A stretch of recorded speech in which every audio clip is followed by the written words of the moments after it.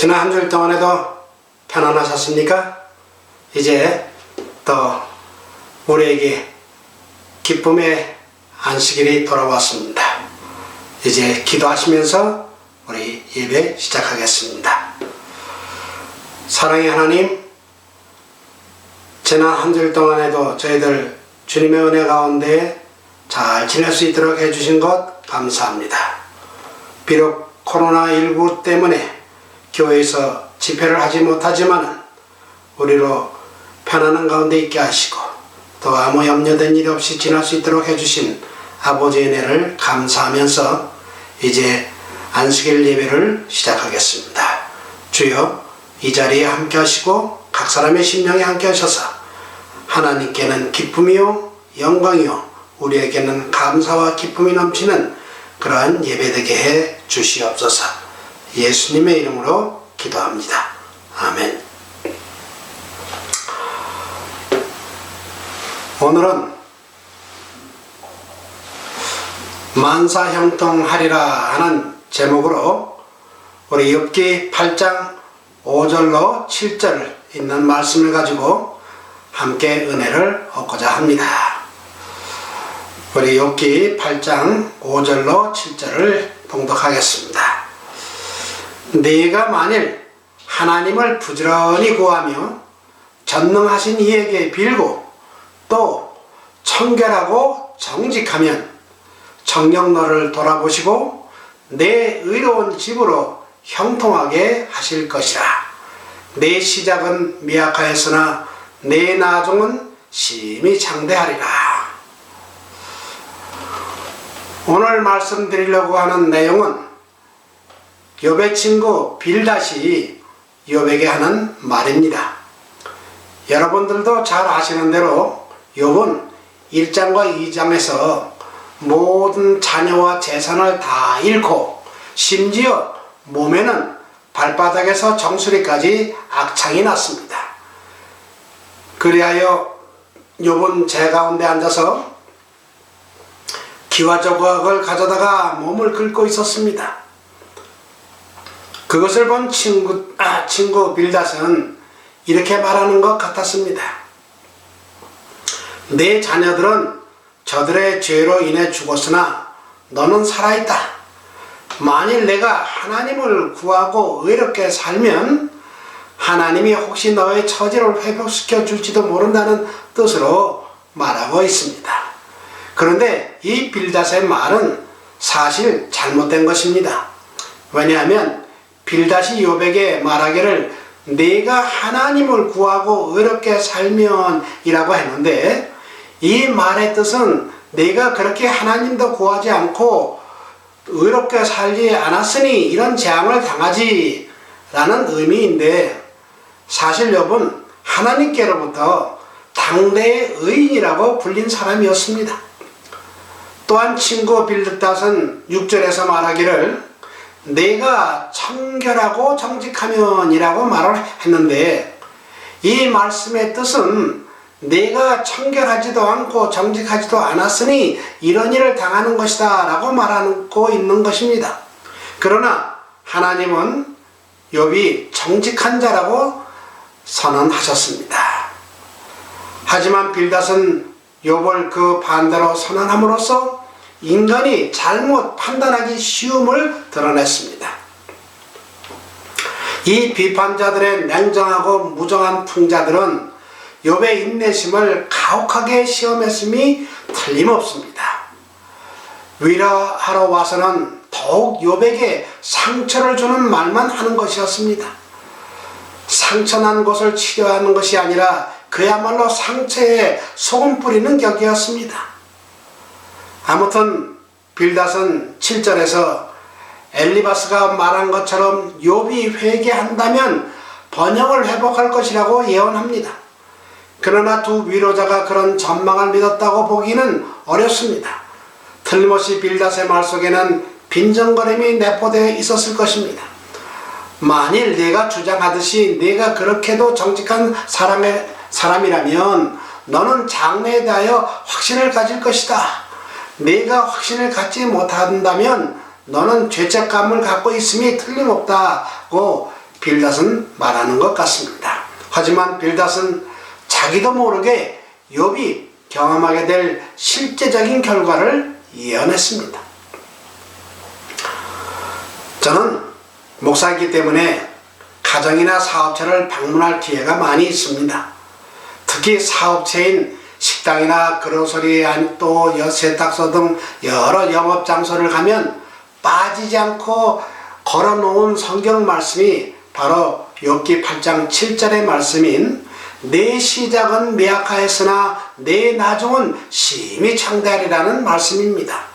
아마 여러분들도 많이 보셨을 것입니다. 저는 이 말씀을 볼 때마다 저는 그 사업체 주인 되는 분에게 꼭 물어봅니다.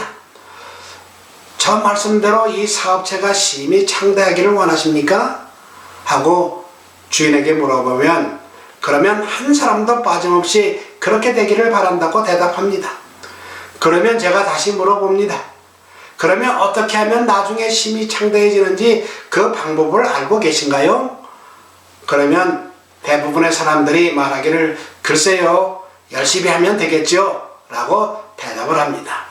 그런데 솔직히 사업체를 시작해 놓고 열심히 하지 않는 사람이 어디 있습니까? 그런데도 2 내지 2, 3년 안에 망하는 사람이 많아요. 그렇지 않습니까? 그 말을 들은 다음 제가 하는 말은 제가 심히 창대해지는 비결을 아는데 원하면 가르쳐 드릴 수 있습니다. 원하세요? 하고 제가 이렇게 물어보면 그러면 거의 모든 주인분들이 하던 일을 멈추고 묻습니다. 정말로 비결이 있습니까? 하고 되묻습니다.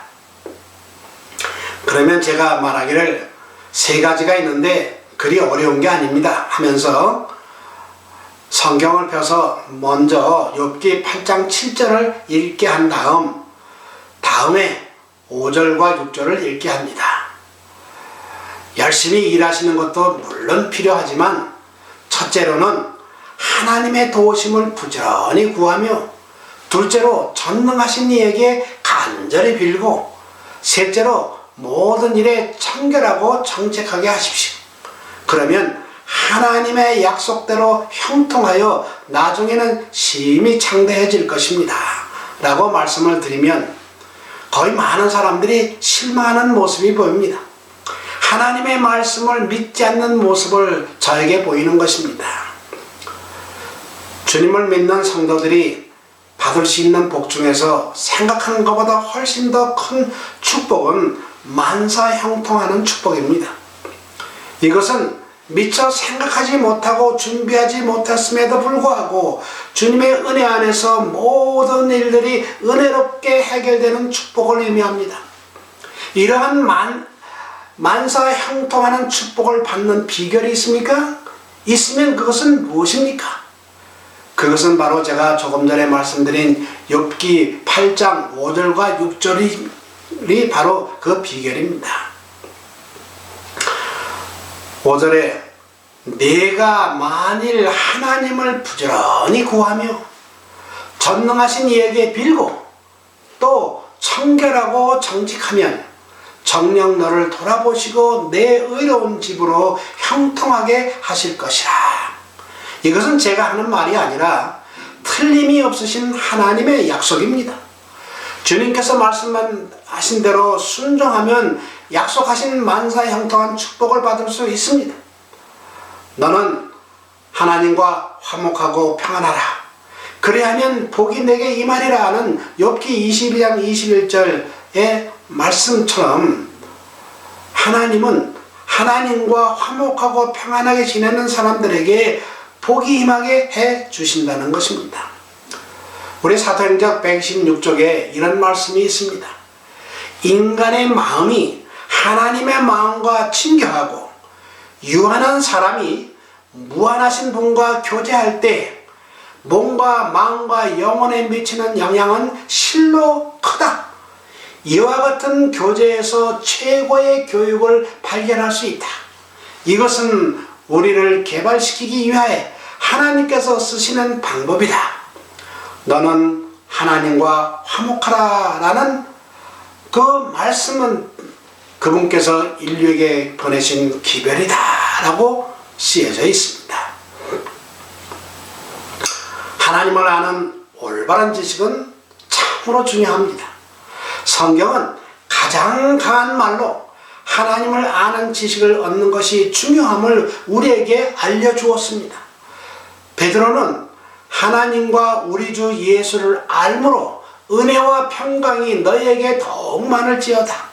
그의 신기한 능력으로 생명과 경건에 속한 모든 것을 우리에게 주셨으니 이는 자기의 영광과 덕으로서 우리를 부르신 자를 알므로 말미암이니라 라고 베드로후서 1장 2절 3절에 말하고 있습니다.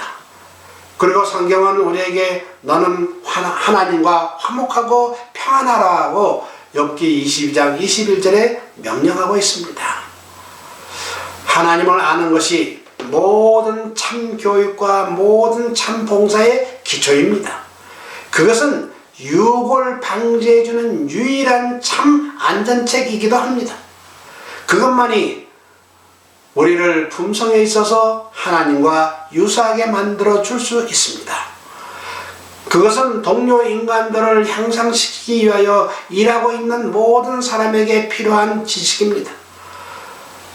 품성의 변화, 생애의 순결, 봉사의 능력, 바른 원칙의 고수 등은 모두 하나님을 아는 올바른 지식에 달려 있습니다. 그 지식은 이생과 내세의 생활을 위하여 다같이 필수적인 준비가 됩니다. 너는 하나님과 화목하고 평안하라. 그리하면 복이 내게 임하리라. 청컨대 너는 그 입에서 교훈을 받고 그 말씀을 내 마음에 두라. 그리하면 전능자가 내 보배가 될 것이라고 성경은 말씀하고 있습니다. 특별히 한동안 주님을 떠나 있음으로 인하여 여러 가지 어려운 상황에 있는 사람들에게 말씀하십니다. 내가 만일 전능자에게 돌아오고 또 내 장막에서 불의를 멀리 버리면 다시 흥하리라. 제가 다시 말씀드립니다.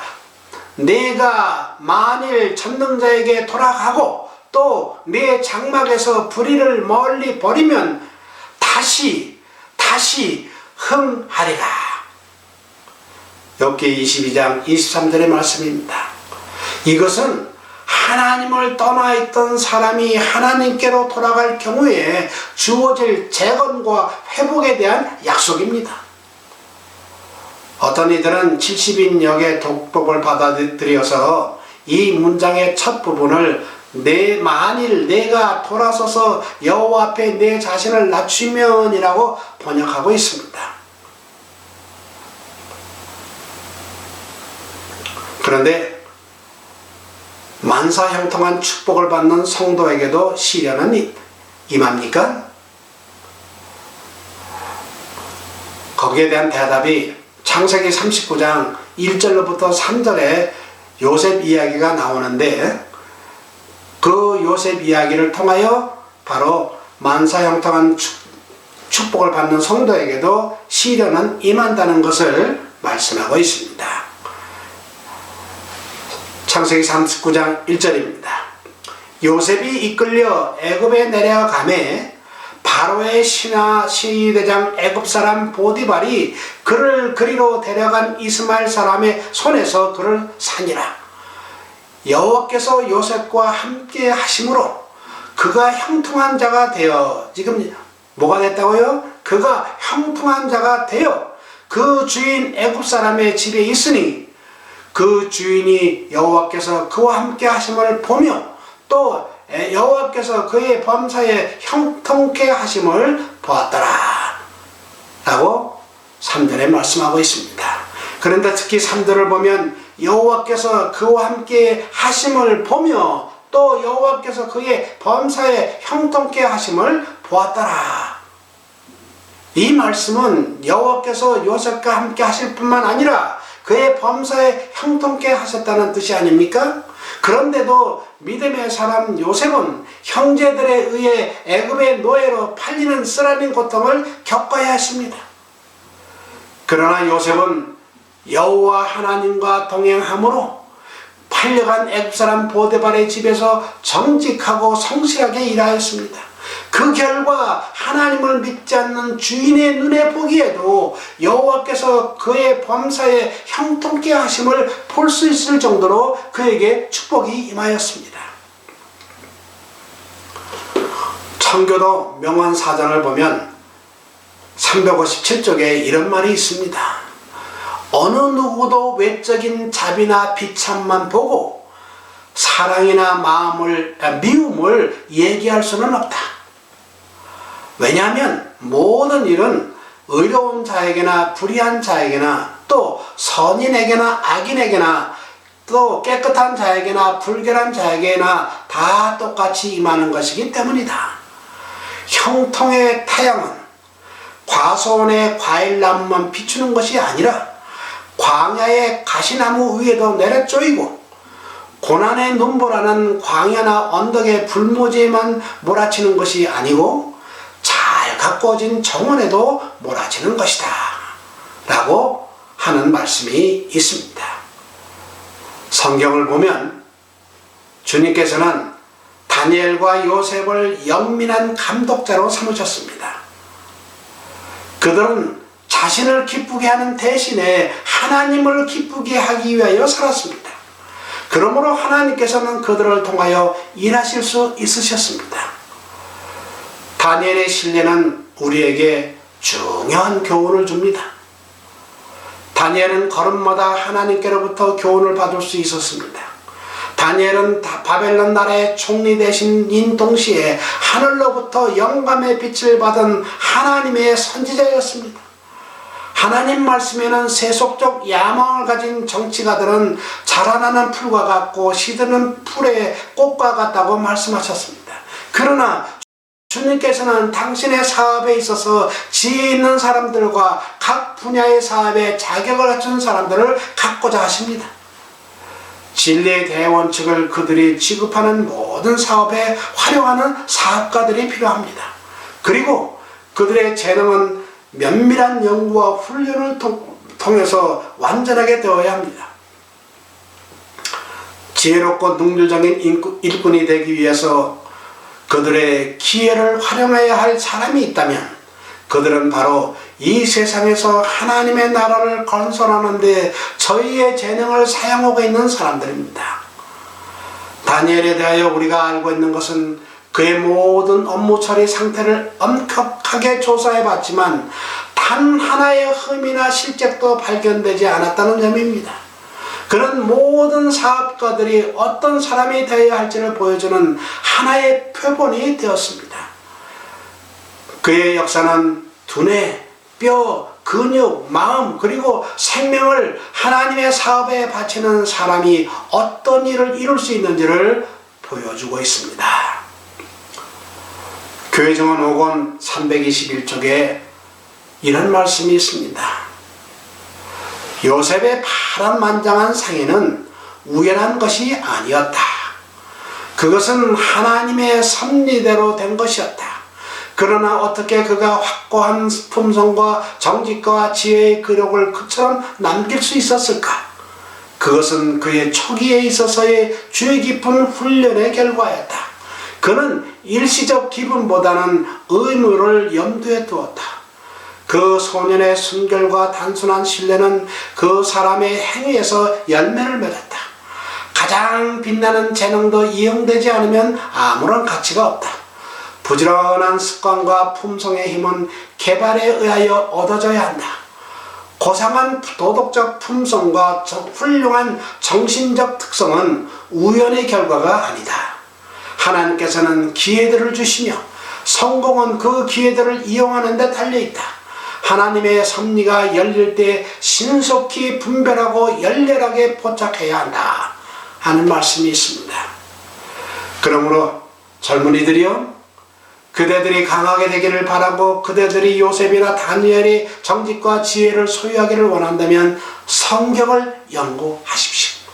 또 부모님들이요, 자녀들을 하나님을 섬기고 세상에서 선을 행하도록 교육시키기를 원한다면 성경을 여러분들의 교과서로 삼으십시오. 성경은 사단의 간결을 폭로시킵니다. 그것은 인류의 위대한 향상자이며 도덕적 악의 책망자와 교정자, 또 참것과 거짓 것을 분별할 수 있게 해주는 간파자입니다. 가정이나 학교에서 무엇을 가르치든지 간에 성경은 위대한 교육자로서 제일 앞에 서야 합니다. 만일 그것이 이 자리에 서게 된다면 하나님은 영광을 받으시고 그분께서는 여러분들의 자녀들을 회개시키는 일에 여러분들을 위하여 역사하실 것입니다. 이 거룩한 책 성경에는 진리의 풍성한 자원과 아름다움이 있습니다. 그러므로 부모들이 그것을 자녀들에게 심히 흥미있는 것으로 만들어주지 않으면 잘못은 바로 여러분에게 있는 것입니다. 그런데 살다 보면 의인은 역경 속에 처한 반면에 악인은 번영하는 것처럼 보이므로 주님께 대한 믿음이 흔들릴 때가 있습니다. 그럴 때 어떻게 하면 좋습니까? 오늘날 그리스도인들이 직면하는 풀기 어려운 수수께끼 중에 하나는 악인이 형통하는 것처럼 보이는 것입니다. 다윗도 이러한 문제와 씨름하였으며 그것을 처리하는 방법을 시편 37편에서 제안하였습니다. 우리는 그의 조언을 이렇게, 즉 영혼이란 관점에서 악인을 보면, 그리고 또 오늘날 여러분과 제가 하나님의 능력 안에서 살아가라고 요약할 수가 있는 것입니다. 또한 아삽은 그의 시편 73편에서 악인의 형통함을 보고 오만한 자를 질시하였습니다. 거기 시편 73편 1절부터 보면 하나님이 참으로 이스라엘 중 마음이 정결한 자에게 선을 행하시나, 여기까지는 다 그렇잖아요. 그런데 나는 거의 실족할 뻔하였고 내 걸음이 미끄러질 뻔하였으니 그 이유가 뭐냐면 3절에 나와 있습니다. 이는 내가 악인의 형통함을 보고 오만한 자를 질시하였음이로다. 우리 생각에는 악인들은 형통하지 않고 오만한 자들은 잘 되지 않아야 되는데, 그런데도 불구하고 세상에는 악인들이 형통하고 오만한 자들이 잘 되는 것을 보고, 내가 선하게 살고 하나님의 말씀대로 사는 것이 잘못된 것일까? 라고 회의를 가질 때가 많이 있다는 것입니다. 바로 아삽이 그랬다 이 말입니다. 그런데 그 악인이 저희는 죽을 때에도 고통이 없고 그 힘이 건강하며 타인과 같은 고난이 없고 타인과 같은 재앙도 없나니, 그러므로 교만이 저희 목걸이요 강포가 저희 입는 옷이며 살찜으로 저희 눈이 솟아나며 저희 소득은 마음의 소원보다 진하며 저희는 능욕하며 악하게 압제하며 말하며 거만히 말하며 저희 입은 하늘에 두고 저희 혀는 땅에 두루 다니도다.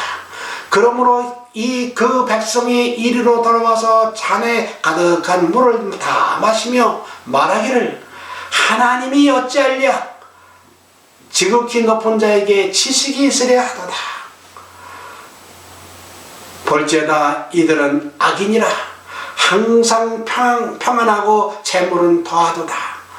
내가 내 마음을 정의하며 내 손을 씻어 무죄하다 한 것이 실로 헛되도다. 이렇게 시편 74편 기자는 자기 마음을 깨끗하게 하고 손이 무죄하게 했던 사실을 후회하고 있는 것입니다. 이게 다 그런 게 다 헛되구나.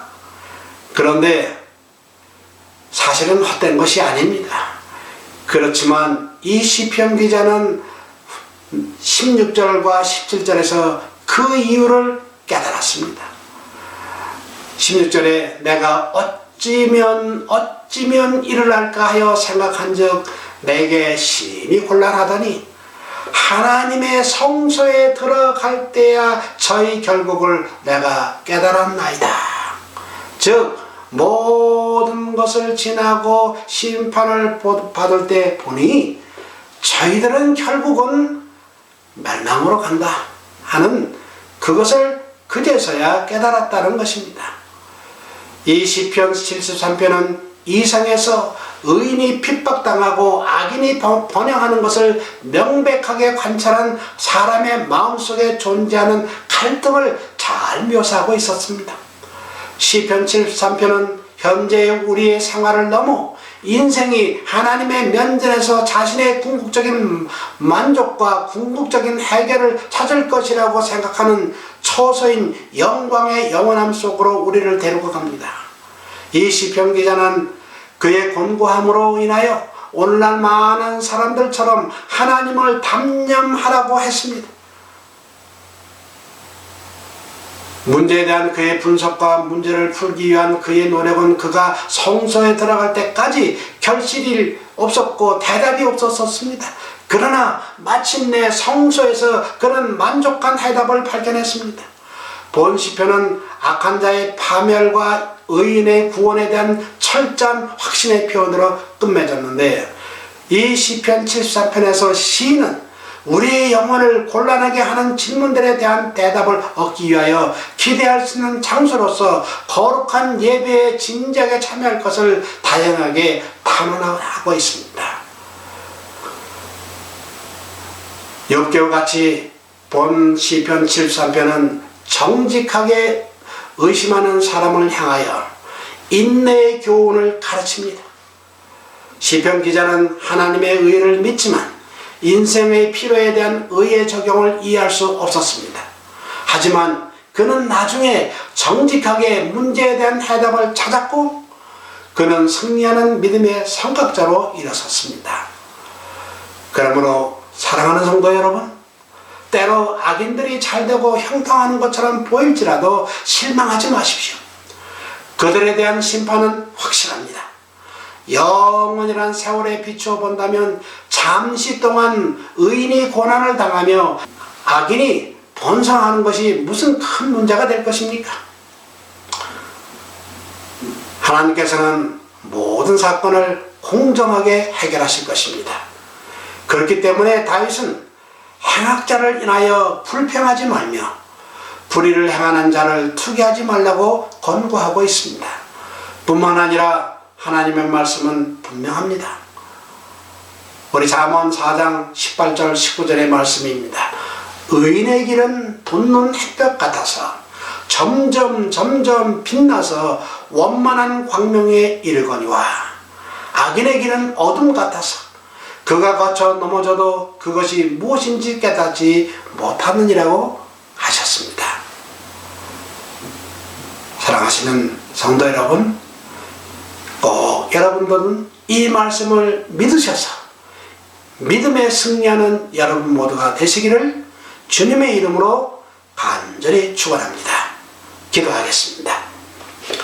사랑이 많으신 아버지, 우리 저희들이 이 땅에 살면서 우리 주위에 있는 악한 사람들이나 또 교만한 사람들이 때로는 잘된 것을 보고 또 믿음의 사람들은 어려움을 처하는 것을 보고 실망할 때가 많이 있습니다. 또 정직하게 살고 싶지 않을 때가 있습니다. 그럴 때 아버지, 성령께서 우리의 마음을 다시 한번 붙들어 주셔서 우리가 하나님의 말씀대로 살아가다가 성소에 들어갈 때 그들의 결국을 알았다는 시편 73편의 기자처럼 우리도 성소에 들어갈 때 아는 사람들 되기 전에 이 땅에서 하나님의 말씀으로 미리 깨달아 알므로 하나님의 뜻을 따라 행하는 또 사는 우리 모든 믿음의 식구들 되기를 예수님의 이름으로 간절히 축원합니다.